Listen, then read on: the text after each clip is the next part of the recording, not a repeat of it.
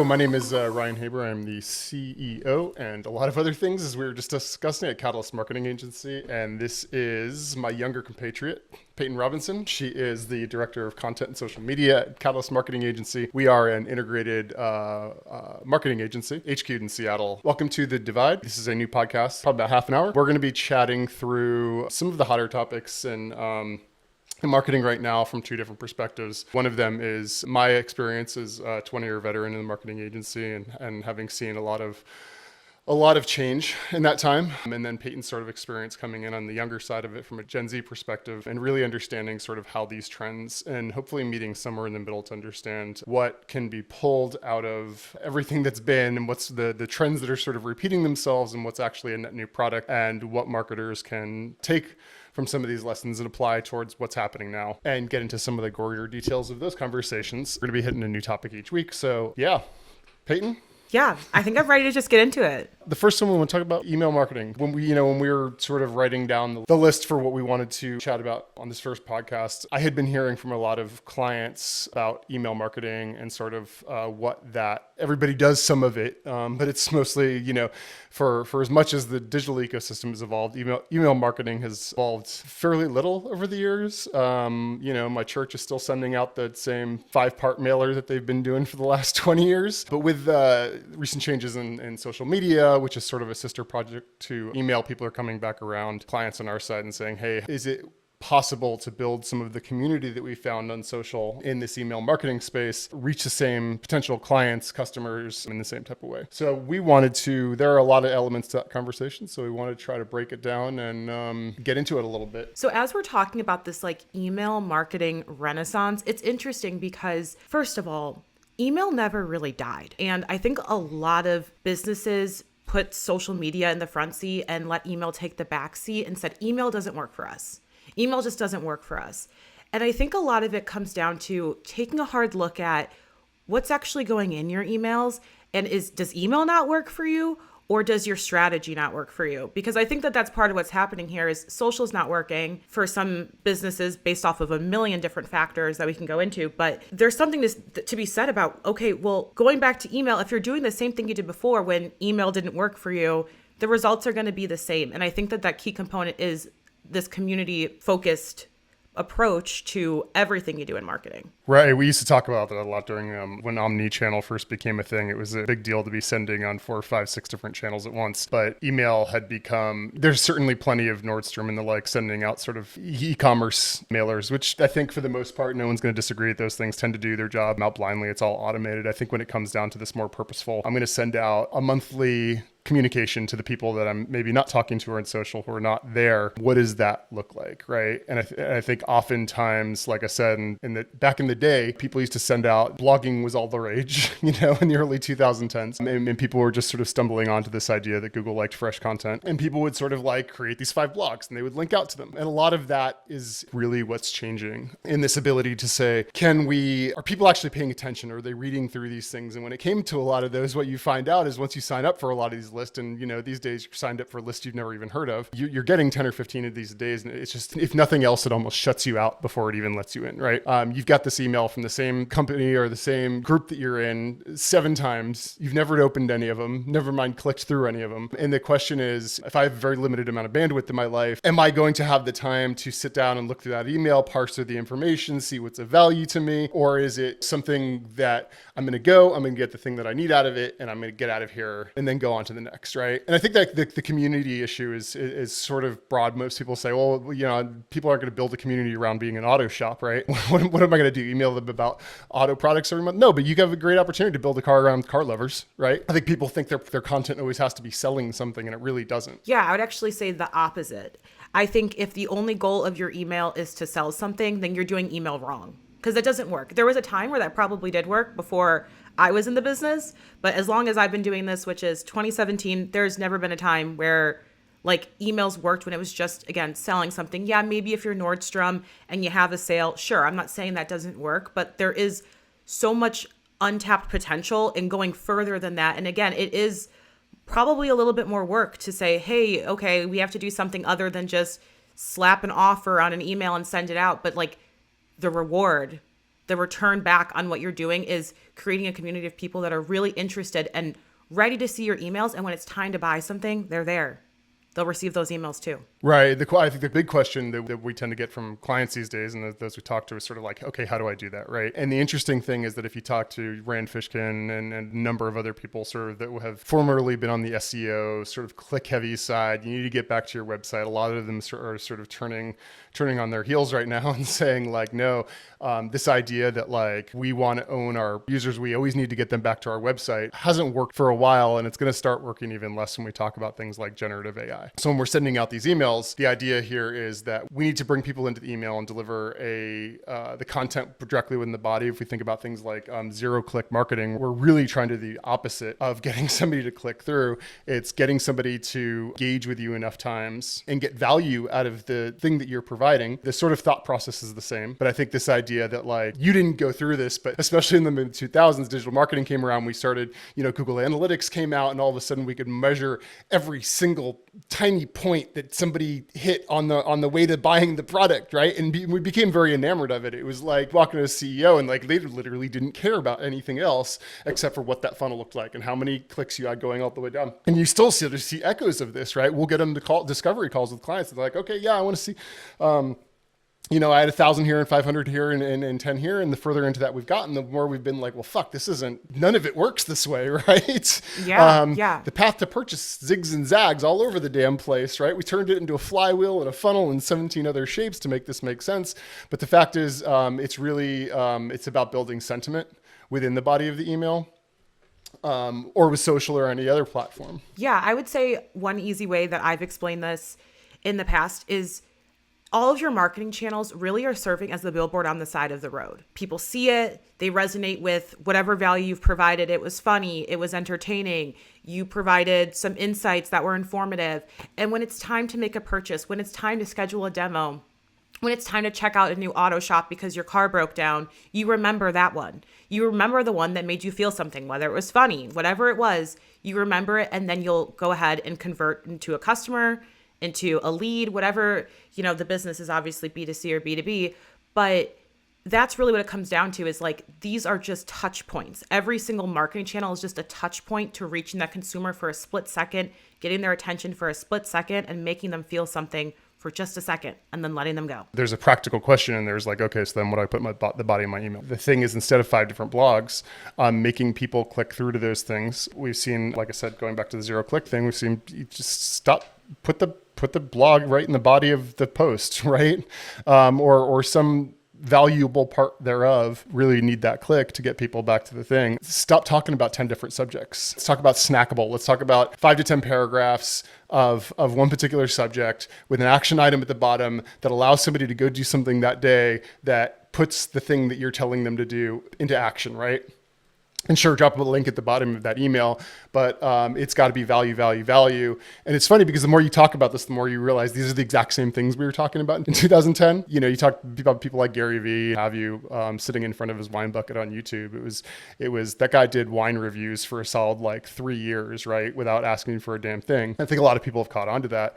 It is, what is the thing that you're doing and how can you help someone improve the thing that they're trying to do and get something out of that at the end of the day? Now, how would you, because this is a question we get asked and we also see, is let's say someone is typically sending out a newsletter that has 7 different pieces of content. And I want your opinion on this. And we're like, hey, we need to cut this down. Like, we need to give them the information. We can't just have little blurbs and then everything links to a blog or a YouTube video or something like that. We need to cut this down. We need to give them the information right away. But everything's important, but everything needs to be included. But all of these things are equally important to us. What would you say to that? Right. So one of the, I think right along 3, 4, 5 years ago, the list segmentation became a real big deal. I would much prefer to send 10 emails out a day than 1 email out a day with 10 subjects. And what I mean by that is really we have the tools to understand how every single person on our email list is behaving, right? Whether they're coming to our site, how they're behaving within the body of that email, whether they're engaged or not. Hell, half of these platforms will tell you, right? MailChimp, all of the sort of plug and play ones have a fairly significant tool set to tell you exactly that.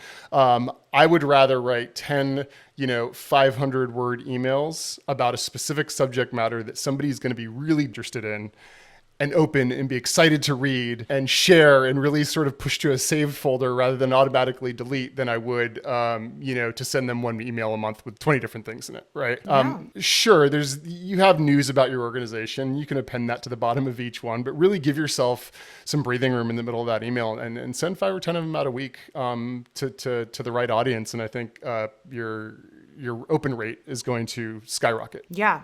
I will say, so an example of this that I really like is Social Media Today. I feel like everyone's heard of it. They talk about some other stuff. I don't know what it is because I'm not interested. And they used to send emails, like 4 emails a day. It was like one about like the social top things of the day, one about like app, platform, UI, UX nonsense I don't care about, and some other thing I don't care about. And they used to send these all as separate emails, and they came in my inbox. I'm like, dude, this is so annoying. And this was years ago. And then maybe a year or two ago, they sent an email and they said, hey, what are you interested in receiving emails about? I said, oh, I'm only interested in receiving emails about social media. I clicked that. Now I only get those emails. And I read them every single day because I'm interested in the value that they provide for me in my life and in my role. And I don't need to see the other stuff. It's not for me. That's an amazing tool. I think, some email nerd out there is going to correct me on this, but I remember years ago, the email exchanges, things like MailChimp and some of the senders started, if enough people in the organization or in the send list of an email didn't open the email, it would start automatically moving those to spam or to like a quarantined inbox or something. So yeah, like all of the big brands got real feisty about sort of being like, are you actually interested in the thing you're interested in? I know platforms like HubSpot, at this point, if you don't open 5 or 6 emails, we'll shoot you a letter if you're on that, or if you're the owner of the CRM, and be like, hey, you've got 62 recipients who haven't opened your email in 10 weeks. Do you want to do this? But yeah, that email, we call that email list hygiene, is a really, really great process that everyone needs to go through. You shouldn't have to talk about not buying email lists in this day and age, but it's a thing. Yeah, definitely. If you have someone on your team that is like an email marketing specialist, or you go to a conference and they say, hey, do you want to buy the list from Inbound 2024, HubSpot's conference? Don't do that ever. Right. I feel like it's pretty simple. Like, just don't do that. Right. Yeah. Well, I mean, and if the other one is if enough of those go to dead emails that bounce back, it's going to bounce qualitatively more of them in the long run. There was a magical time in history where like you would get like 90% open rates on your emails, right? I wasn't around for that. Yeah, totally. When time. Gmail came out. Yeah, I mean, man, you could sell ice to Eskimos through email at one point in history. I mean, it's gotten to the point for me where like I'm almost like resentful about it, right? Like when I get an email from an email list I clearly did not sign up for, like I hit that, like smash that unsubscribe and block button like with a ferocity, like what do you think? I mean, do you think that exists in your generation, or is it just being old and crotchety and you've got enough shitty emails that you like? That's a good question. No, we definitely feel that. I think in like the Gen Z world, a lot of it is SMS. Like I will sign up for a text to receive anything. Oh, we're giving away a G-Wagon to one person out of 5 million. Sure. Send me a text. Like, I don't care until I receive one too many texts. Like I can get 2 and I'll forget about it. I'll just delete them. That third one, I'm texting stop in all caps so fast. And I do the same with emails, especially when I'm like, what? Like I did not sign up for this. So I grew up with access to the internet for my entire life. Like my first email was like a Comcast.net email or something, like from my parents, like Wi-Fi. And so everyone in my generation has had an email for a long time. And a lot of us still have like the same email that we like had as a kid. So you have like a million. So I have emails coming through for like nonsense, maybe something I signed up for like 15 years ago. Like I don't even know anymore. So I think the interesting thing about like my generation is we do get frustrated because we've had access to the internet our entire lives. So we know what's right and wrong just based off of like what it used to be like versus what it is now, just from the sense of like, we've always had access to this. And there didn't used to be so many emails, especially like these spammy ones that like, I don't even think I signed up for this. I'm not going to engage. And I honestly, like, sometimes I don't necessarily unsubscribe. Like I'm kind of lazy with the unsubscribe. Google's made it really easy now. I am a little bit lazy, but unengaged users is kind of just as deadly as people. Unsubscribes are better. At least you know kind of where you stand. Like, okay, they weren't interested in my content. They unsubscribed. Unengaged is like, oh, we are So we have an email list of 44,000 people. Okay, well, 2,000 of them open your emails. It doesn't really matter how big your list is when 2,000 of them are opening your email. You know what I mean? Right. See, SMS to me is I'd rather like you firebomb my house. Really? You know, it's like, yeah, it's the one space for me that I mean, you would get one here and there until like maybe 3 or 4 years ago. And then all of a sudden it was like, yeah, I will take a header off a bridge before I buy something from a text. It just seems scammy and all sorts of stuff to me. And I do know that there's people who operate their lives that way. Will never be one of them. Yeah, I use it as, you know what, we need to have an SMS episode someday because I have a lot to talk about on it. I used to do I used to actually work for a company that did SMS, like they were the SMS platform. Right. So I have a lot of background in that, and it's an interesting platform. I think a lot of it is used as more of a notification because a text. Like emails, you get a million, your phone kind of filters them, it puts them in little chunks like on your notification center if you have an iPhone. When it comes to like a text, like you got a text, your phone beeps and you look at the text. So if it's something like, oh, like a brand you really like has a new drop that you've been waiting for and they text you right at noon when it drops, like I find that helpful. But when it's just like those creepy ones from Shopify, like from a company that uses Shopify, and it's like, we saw you checking us out. Want to finish your purchase? I'm like, no. I mean, like, listen, you're scaring me. I mean, if you want to make a real sister to email, it's probably SMS, but they don't. I will say that, like, I think both of these tools, all of us, once you've crossed that purchase border, all of a sudden become an entirely different ballgame. Mm-hmm. Right. If I get a text from a company that I'm already doing business with in some way, shape, or form, I don't love it, but it's not something that I'll sort of, block, unfriend, delete kind of thing. But that really brings us back to that initial question of like, how do you build that initial relationship in a way that, people are going to be receptive to those incoming things. I think a lot of that just comes back to this idea of like, when you send these 4 or 5 pieces of content in there, you think you're giving, but what you're really doing is demanding, right? You're saying, hey, I want your eyeballs to come look at these 5 or 6 pieces of content here. And it's going to take time out of your day, which I know is your most precious resource, right? Your kid's screaming in the other room. You've got a PTA meeting to go to, your boss is sending you hate emails. like there's a cost to opening that email. And our job as marketers is to make that cost have a dividend. So what am I getting from this email? Not a discount or something to that effect, but is it enriching? Is it empowering my ability to do something that I need to accomplish throughout my day any better, right? Whether it's spiritually and emotionally, educationally, and, informationally. And I think if brands really sort of like stick to that, they'll find a different response. Give, and then ask. I think what we all know inherently as humans is we're all like super, super fucking selfish. We all just like totally, want. Everything's about me. Everything for Ryan is about Ryan.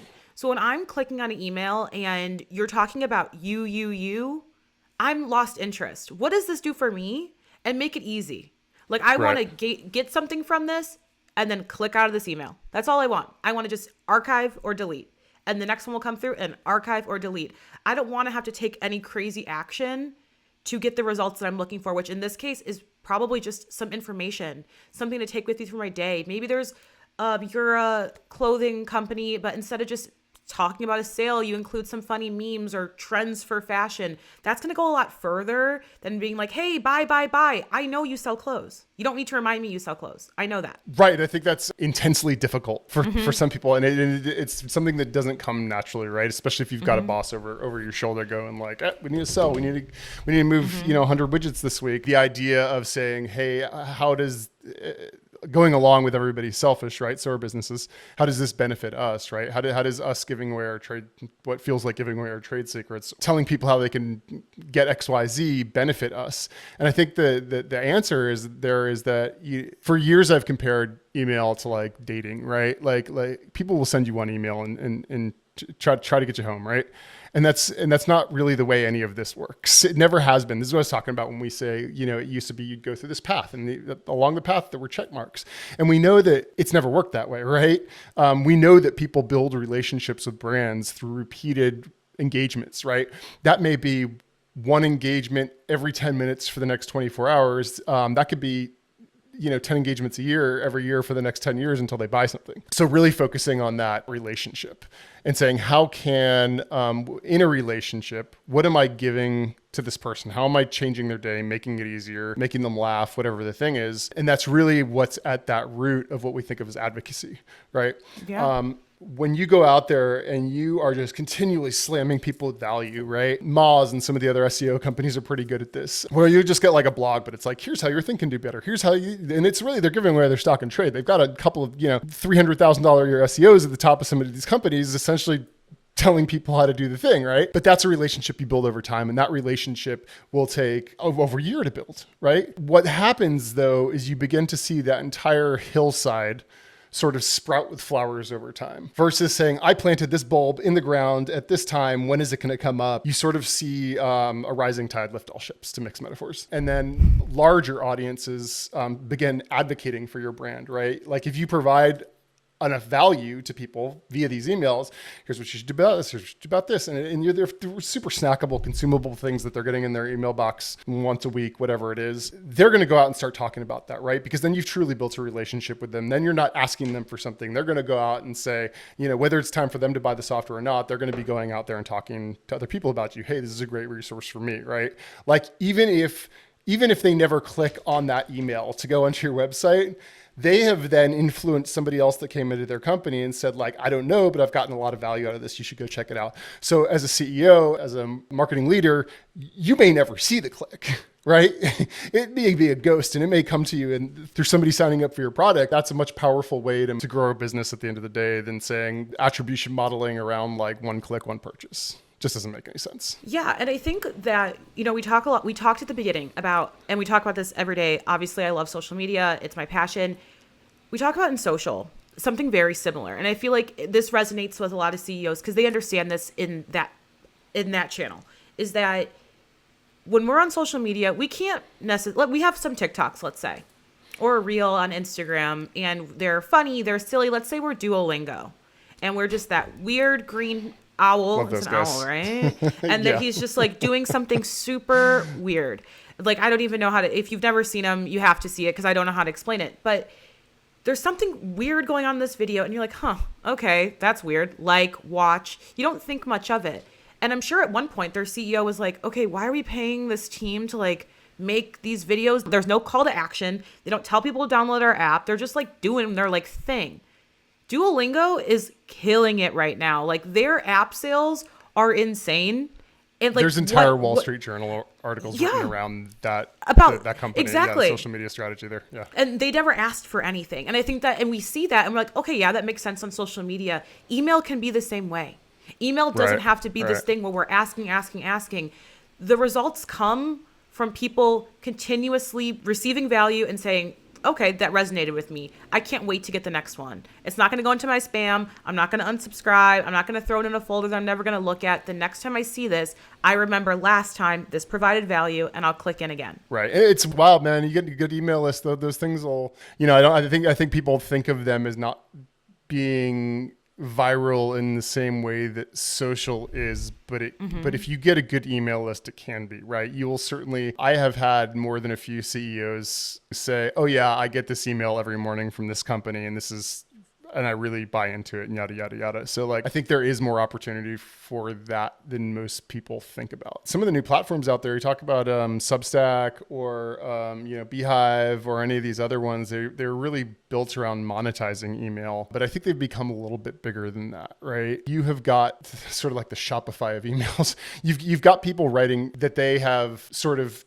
bonded a graph-driven social media type short form posts ability with that long form post ability. You've got this really interesting combination of like, I can view this as like a social media post within, say, Substack. But then if I resonate with what this person's saying resonates with me, I can then expand that and convert over to an email list, whether I'm paying $2.99 a month or whatever the thing is for that, or it's just a free email list that goes out. There's a real sort of like path to advocacy there that I think doesn't exist on social, which is really interesting to me. I think I get 3 different newsletters. Some of them have nothing to do with marketing. One's with AI, and then just people that I think are interesting that I found on TikTok TikTok and other places, but they come through Substack system. So I almost don't feel like it's multiple emails from different companies. It's sort of like the email comes from Substack and it's got their title on it or whatever. But yeah, there's some really interesting new stuff happening with email. I think a lot of that's just being driven by how caustic social is right now, the politics, the inability for, independent creators to get organic reach, that sort of stuff, which is, I think, cool. Yeah. And as you're saying, when you say with some things that email has that social doesn't have, one of the key things is algorithms. Someone could follow you. Someone could be like, hey, I love what Catalyst Marketing Agency is doing. I want to see their posts. And the platform can literally decide we're not going to show their posts because you didn't watch them long enough. You haven't gone to their page recently enough. Actually, we really want to push reels and they haven't posted any reels lately. So we're not going to show you what they posted. When you send an email, yes, they might not open it. It might be filtered in their inbox, but it's going to them. They have the ability to see it every single time. Where on social, you can put things out and the people that are actually really interested might not see it unless they turn on notifications. And we have enough stuff going on. People don't want notifications on for every single brand they've ever followed on social media. Right. It's funny because I've seen email convert to social before, a bit of an SEO gearhead, but like Facebook circa 5-6 years ago, maybe probably longer than that at this point, introduced groups, and groups had become this place where you could almost do the same thing. I would say Substack and some other platforms are taking that place now, but I've definitely seen that sort of like reverse conversion path happen where people are coming back into communities because of emails they're getting, saying like, hey, are you getting value out of this? Come join the rest of the people that also get value in it here, right? And I think it's still a little bit of the Wild West on here of what that looks like as people sort of move away from Facebook and some of these other platforms. There's a lot of opportunities there, but wherever you live, I think there's certainly opportunity to engage people in different ways across different platforms and have email sort of be at the root of this in a way that people probably think of as a little bit passé in 2010, but is sort of not at this point. Yeah. I do too. And on that note, we're going to end this episode. Thank you so much for listening. This is our first episode, hopefully not our last. We plan on doing these once a week. So let us know any feedback. If there are specific topics you want us to cover in future episodes, you can send us an email at hello@wearecatalyst.com. We'll be back here again very soon. See y'all next week.